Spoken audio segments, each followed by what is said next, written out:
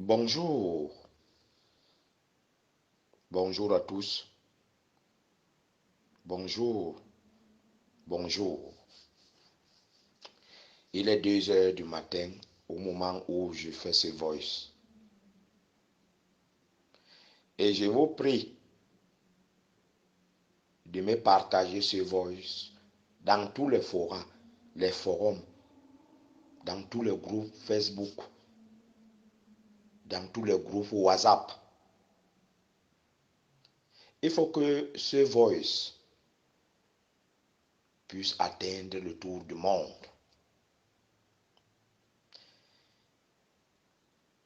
Je vous prie de m'écouter. Je me présente d'abord en disant que je suis Mbok Matip Emmanuel, le président de la Ligue nationale de défense des droits des personnes défavorisées et directeur de publication du journal Climat Social. Martinez Zogo n'étant plus vivant est déjà une défavorisée, donc je dois le défendre. Amogo Belinga Jean-Pierre, qui est victime des manipulations et des récupérations politiques, ainsi que du chantage, l'acharnement et des cabales médiatiques. Jean-Pierre Amogo Belinga aussi, à l'instant où nous parlons, je dois le défendre, parce que c'est moi le président de la Ligue nationale de défense des droits des personnes défavorisées. Je fais ce voice après avoir écouté la dernière émission qui avait été faite par le feu Martinez Zogo dans son émission Embouteillage. J'ai compris une fois que cette émission avait été planifiée. J'ai compris une fois que cette émission avait été planifiée par les détracteurs de Jean-Pierre Amogo Belinga. Ça veut dire que les gens ont travaillé et ont donné aux pauvres Martinez Zogo, lui ne sachant pas ce que les gens avaient planifié derrière cette émission. On lui a dit, va dire ceci, va dire cela. On lui a donné les documents pour tirer sur Jean-Pierre Amogo Belinga. Je ne suis pas en train de salir la mémoire de Martinez Zogo, mais je veux que justice soit faite par rapport à son assassinat. Je ne veux pas que les commanditaires, les assassins de Martinez Zogo, se cachent derrière pour manipuler l'opinion nationale et internationale. Cette émission avait été planifiée. Martinez ne savait pas ce qui s'est passé. Lui, on lui a donné les documents, on lui a dit, va parler comme ça, sans savoir que les gens d'en face, dont lui faisait confiance, lui avaient déjà tué d'avance. Cette émission que je viens d'écouter, la dernière que Martinez Zogo a fait, c'était, si je ne me trompe pas, ce même mardi, Doum, dans la nuit, Martinez Zogo a été kidnappé. On a voulu que Martinez Zogo tire sur Amogo Belinga, sur Jean-Pierre Amogo Belinga, pour qu'après, on puisse lui assassiner avec ces mêmes gens qui l'ont donné ces documents et qui l'ont monté de faire cette dernière émission. Pour que lorsqu'ils vont lui assassiner, on dit que parce qu'il a tiré lors de cette émission sur Jean-Pierre Amogo Belinga. Oui, c'est ça qui est la vérité. Quand j'ai écouté cette émission encore tout de suite, j'ai eu la chair des poules. J'ai eu la chair des poules. J'écoutais Martinez Zoro faire ses émissions, mais l'autre émission-ci, c'était catastrophe. D'où, à un moment, il a invité le lendemain, c'est-à-dire mercredi, Jean-Pierre Amogo-Belinga de se rencontrer avec lui au niveau de la poste centrale pour le battre. Je redis, Martinez ne savait pas ce qui s'est passé. On lui avait donné un cadeau empoisonné alors que c'était pour le faire de mal.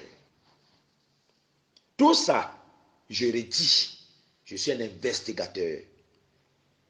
Je sais qu'il y a les grands journalistes, les grands DP qui vont m'écouter et que moi, je ne suis pas à leur niveau. Mais je l'ai dit, pour les investigations dans le pays, ici, même dans le monde, vous ne me dépassez pas. Je connais investir. J'ai écouté cette émission. C'est la partie d'Arvers.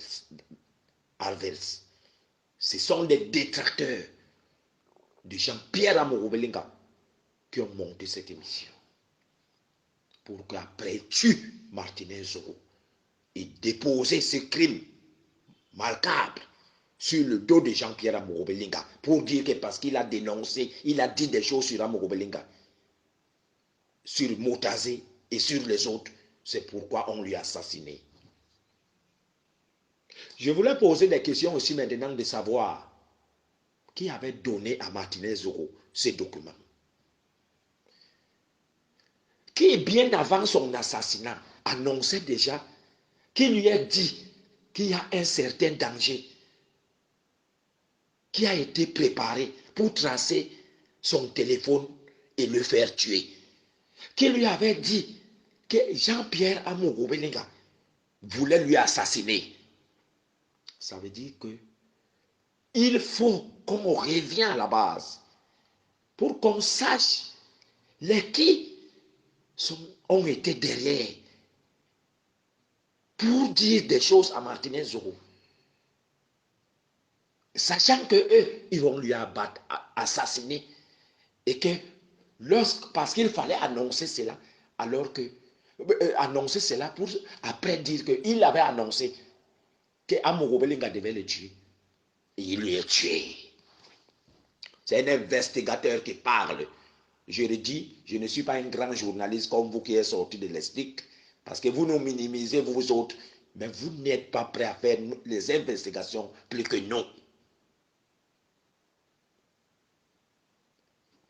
Avant la mort de Martinez, lui-même avait déjà annoncé que Amogo-Belinga va lui assassiner. Qui lui avait dit ça? Qui lui a donné les papiers, les documents qu'il a sortis lors de sa dernière émission? Qui lui a dit de dire toutes ces choses-là?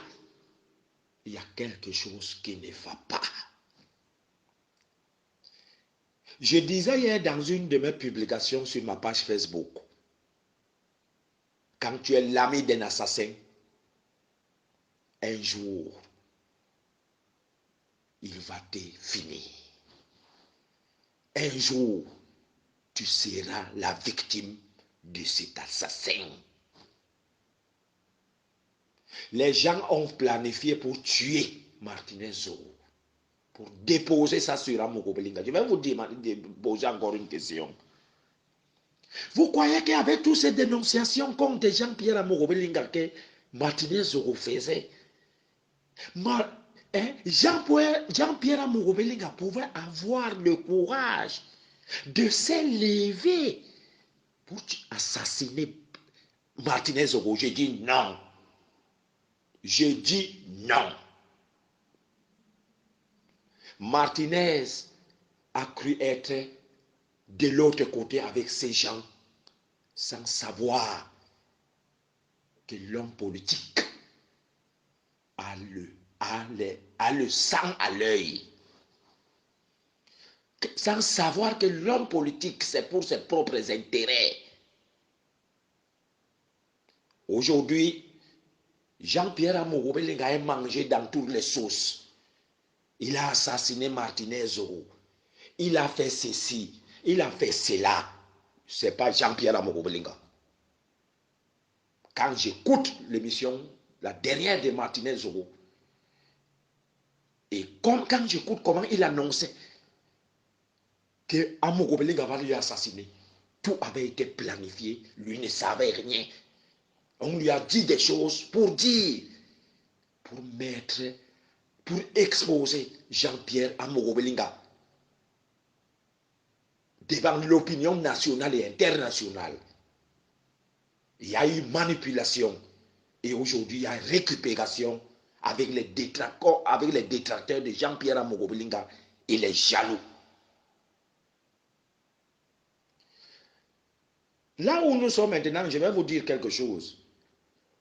Il y a les récupérations parce que Jean-Pierre Amogo-Obelinga, il faut le savoir que c'est un quoi. Et avoir comme lui, il n'y en a pas. Suivez mon regard, mes frères de l'autre côté donc doivent le faire tomber parce qu'ils veulent rester seuls comme les hommes d'affaires. Et entre-temps, ils ont monté l'assassinat de Martinez Zogo. Ils l'ont tué, oubliant la misère de ses enfants derrière sa femme et sa famille. Ils l'ont tué pour leur intérêt. Il n'était pas son ami, je l'ai dit. Quand tu as un ami assassin, lui, il finira de te tuer toi-même demain. Vous voyez que depuis que l'affaire de Martinez Zogo est arrivée, on nous a déjà distraits pour oublier l'affaire de 3 milliards alloués autrefois dans le passé pour coronavirus, qui a été l'argent, les 3 milliards qui ont été détournés. On nous a distraits pour qu'on oublie les milliards détournés pour la construction du stade de Lembe. Ouvrez les yeux, les chers Camerounais. Ouvrez les yeux, les oreilles, suivez ce que je vous dis. Ce n'est pas Jean-Pierre Amogo-Obelinga qui a tué Martinez Zogo. Je le jure, quand j'ai écouté cette émission.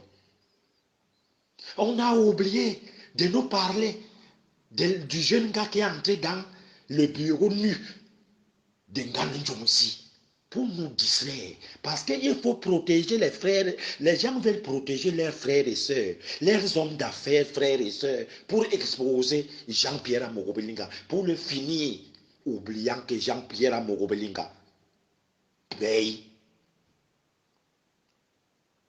utilise la jeunesse camerounaise et paye bien leur salaire. On nous parle de les lignes 94, 95, 96, d'où tous les hommes d'affaires de ce pays presque sont dedans. Pourquoi c'est localisé seulement sur Jean-Pierre Amogo-Obelinga? Ça veut dire qu'avant même la mort de Martinez Zogo, Jean-Pierre Amogo-Obelinga était déjà condamné à mort. Et il y a aussi quelque chose que je voulais dire ici. Pourquoi mettre seulement l'air sur Amogo-Obelinga, oubliant même la propre famille de Martinez Zogo? Avant que ça se confirme que Martinez Zogo a été assassiné et qu'on a retrouvé son corps, comment la famille de Martinez Zogo est partie menacer dans le domicile de Martinez Zogo?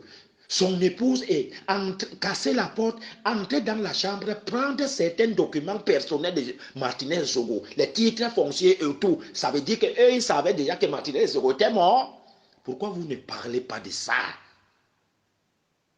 Partagez-moi ces voices. Partagez-moi ces voices.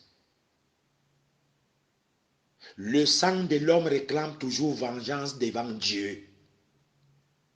La vérité est comme les faits. On est obligé de s'asseoir, comme Charles Ateba Yemene le disait, que le sang de Martinez Zogo monte sur la tête de ceux qui l'ont assassiné, sur ces commanditaires pour qu'eux-mêmes se dévoilent. On ne joue pas avec le sang humain. Je connais quelqu'un dans mon village qui est parti tuer son frère Ambrose à cause du terrain qui est venu parler seul. Et personne n'a assassiné dans la vie quelqu'un, une personne, un homme, et qu'on ne l'ait pas arrêté. Et je ne voudrais pas ici que comme vous avez commencé, vous avez assassiné Martinez Zogo pour vos intérêts personnels, pour les règlements des comptes contre Jean-Pierre Amogobelinga. Je ne voudrais pas que demain on vous cache de côté dans les enquêtes pour arrêter les petits motomans, pour arrêter les Bayamselans, pour dire que ce sont eux qui ont tué Martinez Zogo. Partagez ces vols dans tous les forums, dans tous les forums, dans tous les groupes WhatsApp, dans tous les groupes Facebook. Parce que quand c'est trop, c'est trop. Vous avez exposé Jean-Pierre Amogobelinga. Aujourd'hui, tout le monde ne parle que de lui. C'est lui qui a assassiné Martinez, c'est lui qui a fait ceci. Je vous dis, que vous l'aimez ou pas, écoutez ce que je vous dis en ce moment et réfléchissez. J'ai écouté sa dernière émission. Ce n'est pas Jean-Pierre Amogobelinga qui est le commanditaire sur l'assassinat de Martinez Zogo. Que Dieu rende justice à Martinez Zogo. Qu'il le prend au ciel. Qu'il protège sa pauvre famille, ses pauvres enfants qu'il a laissés. Que justice soit faite concernant son assassinat. Et que Dieu aussi protège Jean-Pierre Amogobelinga. Qu'il le couvre par son sang précieux contre ses détracteurs, les ennemis de la République du Cameroun. Les gens sans foi ni loi, les manipulateurs, c'est là qui donnent l'argent à une certaine presse à gage. C'est là qui donnent l'argent à certains hommes. Pour parler de n'importe quoi dans les hommes et femmes, pour dire de n'importe quoi dans les réseaux sociaux contre Jean-Pierre Amogobelinga. Que Dieu protège le groupe, l'anecdote, qu'il protège tous les employés de Jean-Pierre Amogobelinga. Lui qui paye ses employés, alors que vous, ces hommes d'affaires, qui avez eu aussi de l'argent